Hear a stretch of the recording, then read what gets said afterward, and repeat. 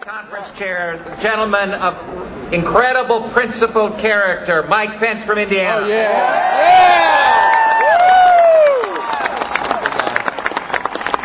It's an honor to stand with my colleagues, all of the Republican leaders, with Tom Price, Michelle Bachmann, and let me say with conviction, the American people are always welcome at the People's House.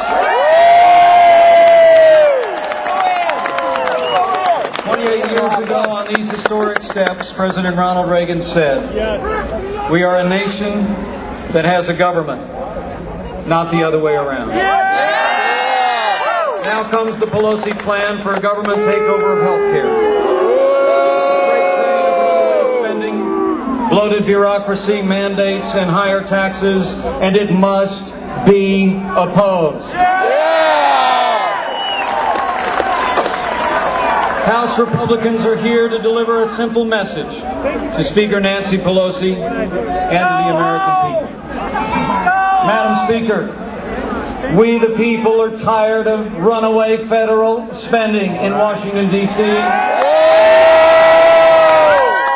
we the people want health care reform that lowers the cost of health insurance, not grows the size of government.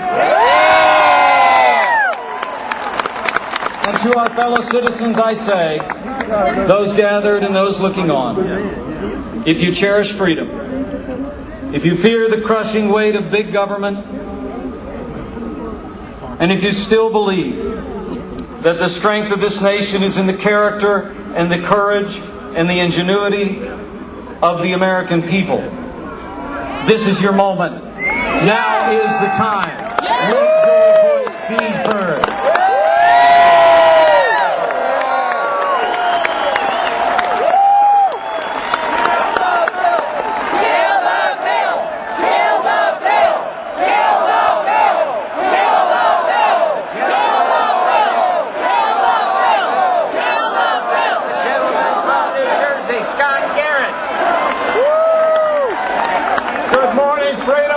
Americans. It is awe-inspiring to come out of these steps and see the magnitude of people out here coming to Washington to make your voice heard. And a special shout out to all those freedom-loving Americans from my home state of New Jersey, where they just made their voice heard for this.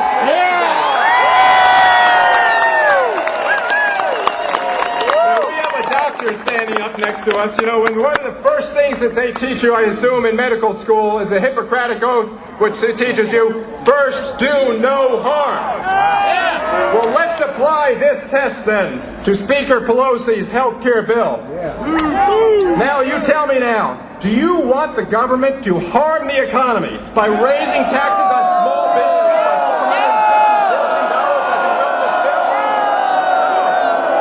Well, then do you want the government to harm patients by raising taxes on wheelchairs, on insulin pumps, by artificial hips, on pacemakers, by $20 billion that is in this bill? Do you want the government to harm our country by putting the bureaucrat between you and the doctor? No! Well, neither do I, and neither do any of the people that stand here behind us. This is a fundamental test that we must apply on the Pelosi health care plan. It must first do no harm, and her bill does much harm. So I'm pleased and honored that you come here today to join us all to fight for freedom. Now let's see this bill be defeated. Thank you.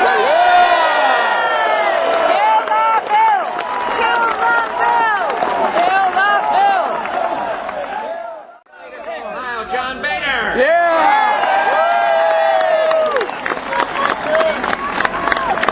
I'm going to thank all of you for coming to the Capitol today to make your voices heard and to exercise your constitutional right to petition your government. Your voice is needed today. Frankly, your voice is critical today. You know, in August, Americans across this nation showed up in town hall meetings all across their country with their members of Congress. They showed up right here by the hundreds of thousands on September the 12th. They all came to say enough of mortgaging our children's future. They said enough with spending money that we don't have. They said enough of the regulation, enough of the bailouts.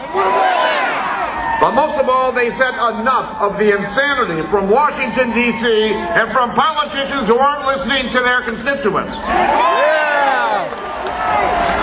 The town hall rebellion wasn't about one political party or another.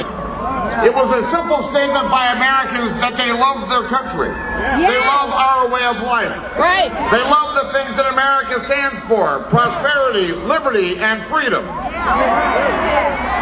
And they want nothing more to hand freedom off to their kids and to their grandkids.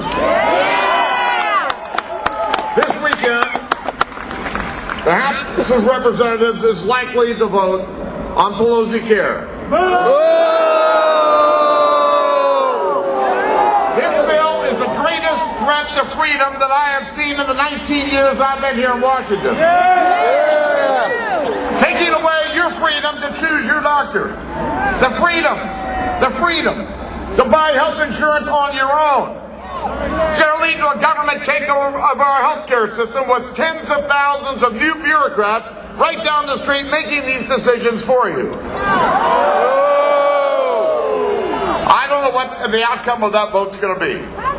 But I can tell you what, I am voting no. I'm going to stand with you and all freedom-loving Americans against this bill. This is my copy of the Constitution. And I'm going to stand here with our founding fathers who wrote in the preamble, "We hold these truths to be self-evident, that all men are created equal, that they are endowed by their Creator with certain unalienable rights, that among these are life, liberty, and the pursuit of happiness." Of healthcare. Join us in rejecting higher taxes and more deficits. Join us in defending our freedom. And join us in defeating Pelosi Care.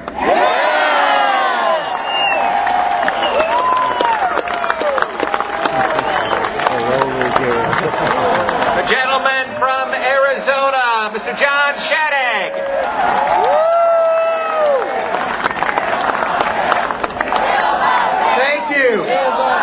Thank you for being here. In the course of human history, there is no greater fight than the fight for freedom. You are freedom fighters, and with your help, we cannot fail.